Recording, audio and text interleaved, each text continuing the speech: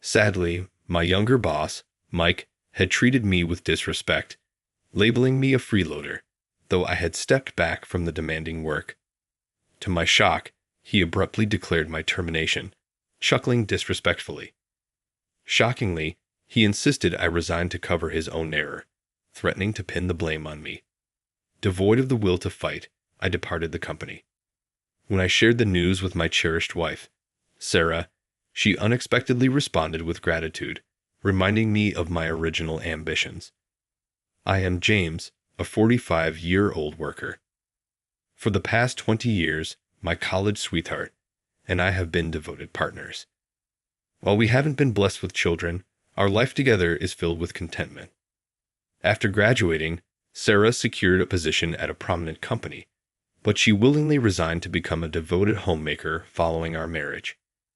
She was both stunningly beautiful and academically exceptional, reportedly ranking at the top of her peers in the company's personnel evaluations. Honestly, I felt her decision to quit working was a shame, but Sarah seemed entirely at peace with it. Brushing off my concerns, she cheerfully remarked, "I don't have any special ambitions, so I'm thrilled to devote all my energy to supporting your passions." "But someone as talented as you shouldn't be confined to the home," I protested. "Not at all," she reassured me. "There are plenty of capable people who could fill my former role. My job was never uniquely mine alone." I was pleased to have Sarah back home, but I kept checking on her, worried she might become bored with that life. However, my concerns proved unfounded as Sarah maintained a cheerful disposition. "I've made up my mind." "Or what? You don't approve of having a homemaker wife." "That's not the case.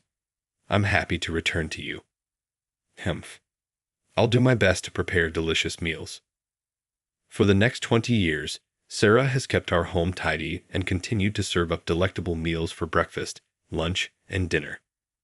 As for me, being the recipient of my wife's devotion, I'm a game creator. I've loved games since childhood, immersing myself in them daily, even at the expense of sleep. Gradually, I desired to try my hand at creating games, leading me to my current path. After graduating from college, I joined a major game production company. Around the time of my marriage, my proposed project was approved for the first time, and I was busy working with the authority to lead the project. Back then, all-nighters were the norm, and my life revolved around coming home to shower and change clothes.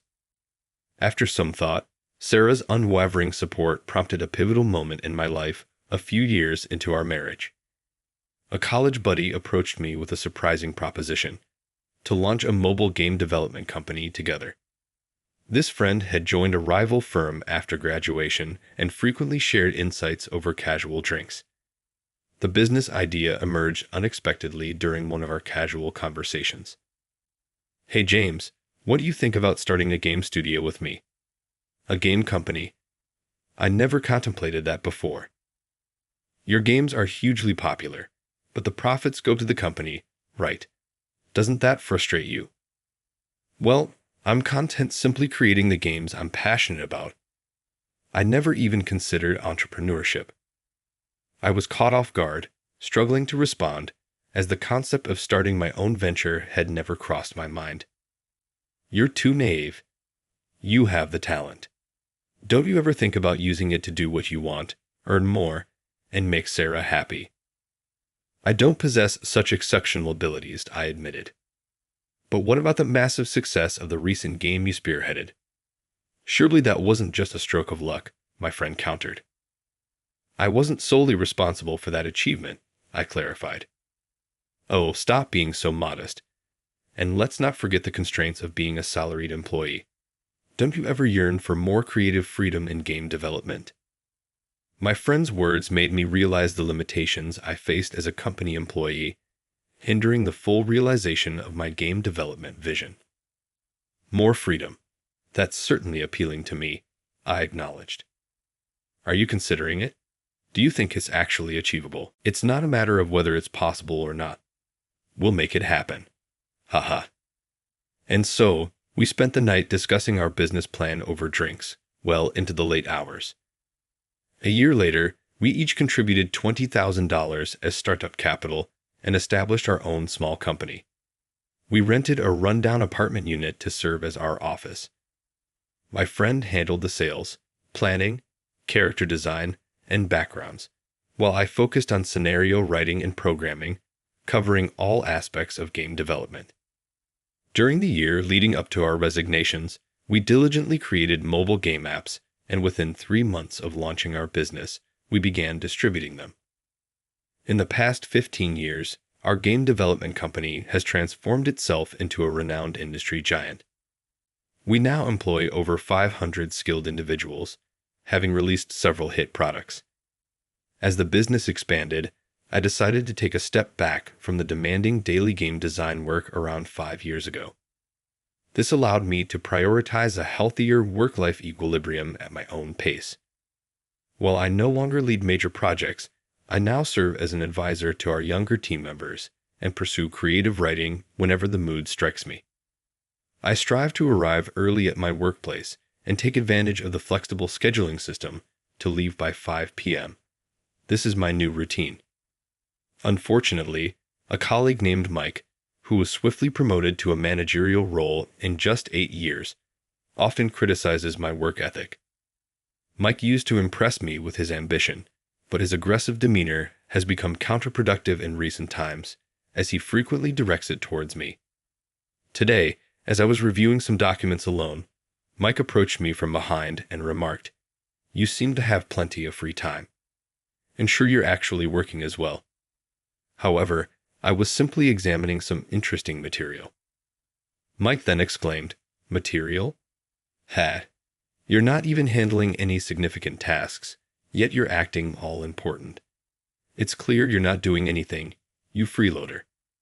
His direct insults left me speechless. He continued, "Why don't you just retire? It's frustrating for everyone to see you getting paid without working." "But I do attend to some necessary responsibilities," I tried to explain.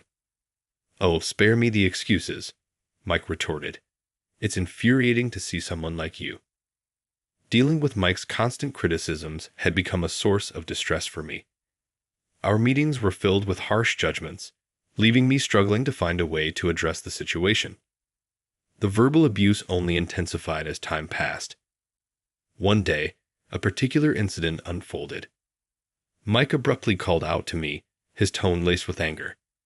He accused me of angering our major sponsors by rejecting their product placement proposals without consulting anyone, and proceeding with production unilaterally.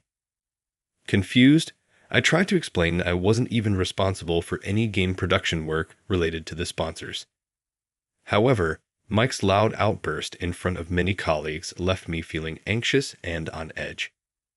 Gazing directly at me, Mike's eyes gleamed with amusement.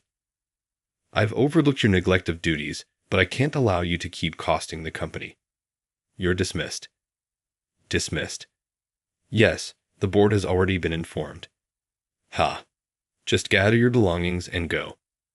This can't be real, I thought, as Mike whispered to me, ensuring no one else could hear. "Our company no longer needs you." Ha ha. This way, I can pin the blame on you, a mere employee. Ha ha. Remarkably, Mike was forcing me to resign by shifting his mistake onto me, and he had meticulously involved the board members as well. "So, this is the end," Mike sneered, spitting out the words. After being reprimanded by Mike, I silently packed my things and left the company, lacking the energy to fight back. I felt beyond angry, yet strangely calm. Mike had threatened me with termination, but I knew it wasn't that simple to dismiss someone. Still, I couldn't bear the thought of continuing to work with Mike and decided it was best to leave the company.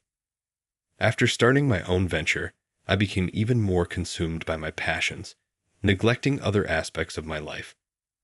Regrettably, this led to my dismissal by a junior supervisor, a development I feared would upset or disinterest my spouse upon my return home. It was an unusual hour when I arrived at our residence, a time I rarely found myself there. My partner greeted me with surprise. "Welcome back. What's happened?" "You're early." "Yes, well," I proceeded to recount the termination incident in full.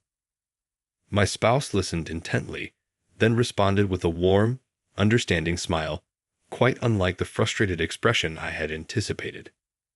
I'm glad you've decided to leave the company. There's somewhere I'd like us to go, together. Together? Where to?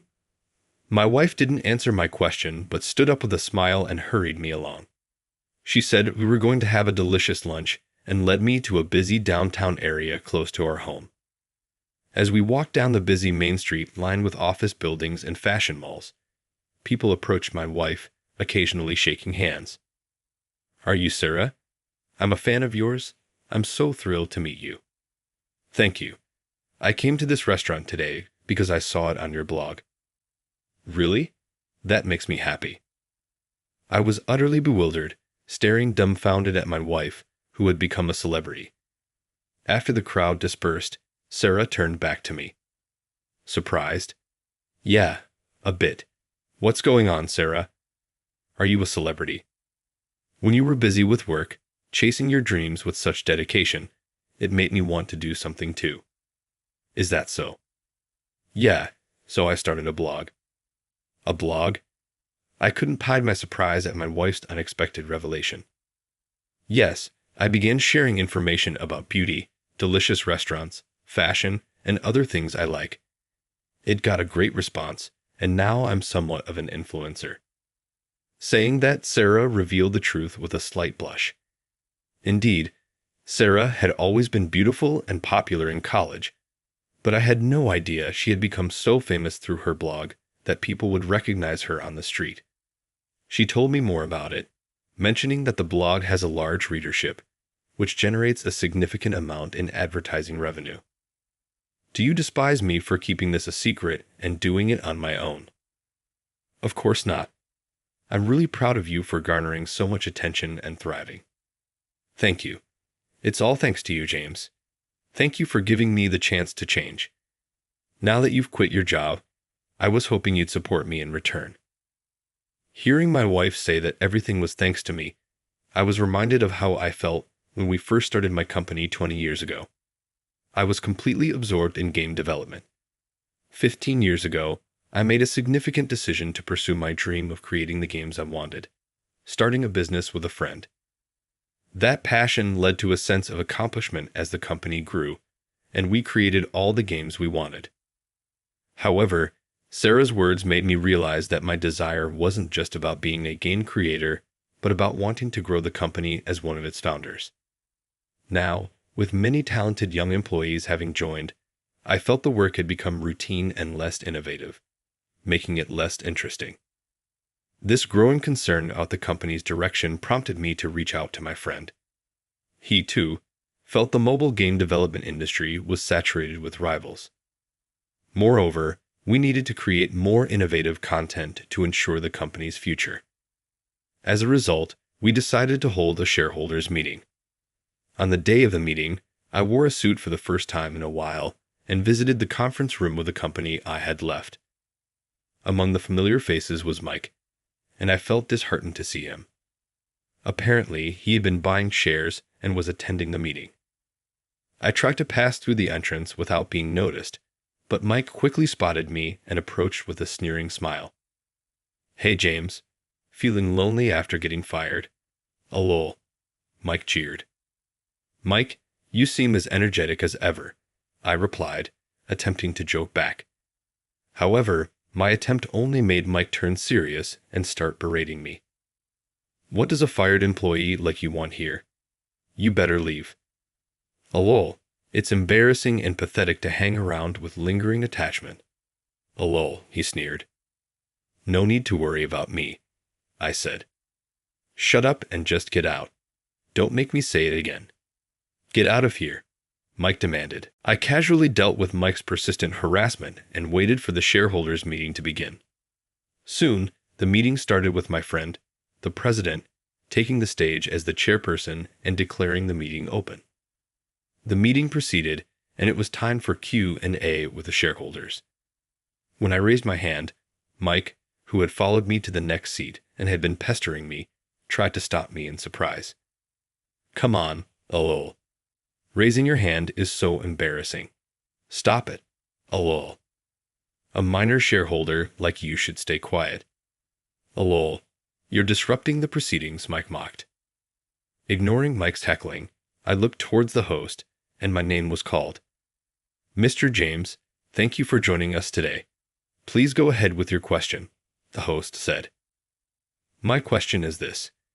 It seems there are no new business ventures, and I'm concerned that without them, the increased personnel costs and other expenses will lead to decreased profits. What measures are in place to address this? I asked. Director, your response, please, the host prompted. The board member, seeing my face, started sweating and trembling as he answered, Mr. James, as you rightly pointed out, there are numerous challenges with our future business plans. Please be concise. Are there any measures in place, and do we have the necessary personnel adjustments for that? I pressed. We are all considering that. He began. It'll be too late to just consider it. Listen, I made every suggestion I could think of for the company's growth, and the management team listened intently, their faces stiff with seriousness. I continued. All the while, Mike stared blankly, not understanding what was happening. Therefore, we need new projects and the creation of a sales department. For that, we also need flexible staff reallocation according to each employee's strengths. Understood, the board member responded. Then, unable to hold back any longer, Mike loudly interrupted the proceedings. Wait a minute, lol. Why is the director even listening to this guy? Lol, stop it, please. At Mike's words, the faces of the management team on stage froze in an instant. You idiot. Who are you? How dare you speak to Mr. James like that? One of the directors exclaimed. I'm Mike. I work for this company, and I'm also a shareholder. Lol. More importantly, we should be kicking out this guy right away. It's embarrassing for the company. Lol. Mike retorted. Mike, did you say? Do you not know who Mr. James is? The director asked. Of course. Lol. He's the underperforming employee I fired. Lol. Mike replied, still mocking. Don't joke around. This man is the founder of our company and holds over 50% of the shares. One word from Mr. James, and your job is gone in an instant. The director snapped. At the director's words, Mike's face went pale, and he began to tremble. That's a joke, right?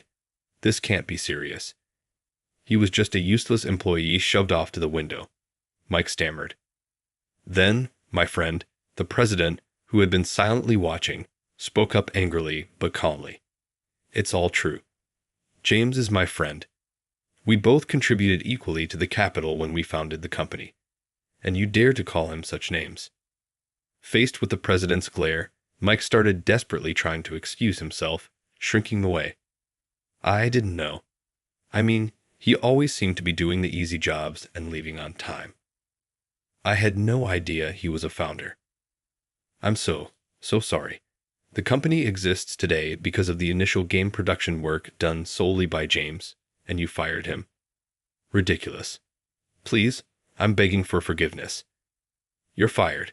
Leave the conference room and the company immediately. This is too much. This is so unfair. And so, Mike, due to his disrespectful behavior exposed in front of the president, was immediately fired and broke down crying afterward. Mike was practically dragged out of the company by security guards. Despite being young and promoted early due to his ambition and dedication to his work, Mike was the type of person who would step on others to get ahead, thinking only of himself and causing friction everywhere within the company. This behavior led to smooth operations being hindered and numerous issues with business partners, prompting the company to consider action. Until his appalling attitude towards me was exposed, resulting in a direct termination from the president. After Mike was gone, employees who had been intimidated by his arrogant attitude could work more freely and happily, improving the workplace environment. As for me, after being apologized to by the president and board members, I was asked to return to the company.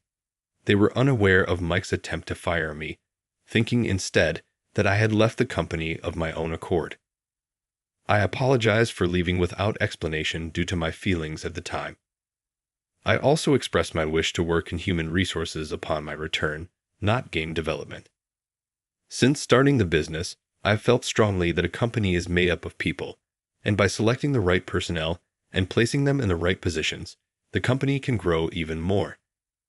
My current goal is to help the company continue to provide new value to many people and grow. That's why I find my role in recruitment so fulfilling. Since taking charge of HR, I've focused on selecting employees whose desires align with the company's vision, significantly reducing workplace conflicts. Although I sometimes get asked to help with game development, I turn down all such requests. I believe that dedicating myself fully to what I truly want to do yields better results than before. No matter how much the company grows, I plan to continue focusing on recruitment in my work, valuing people above all else.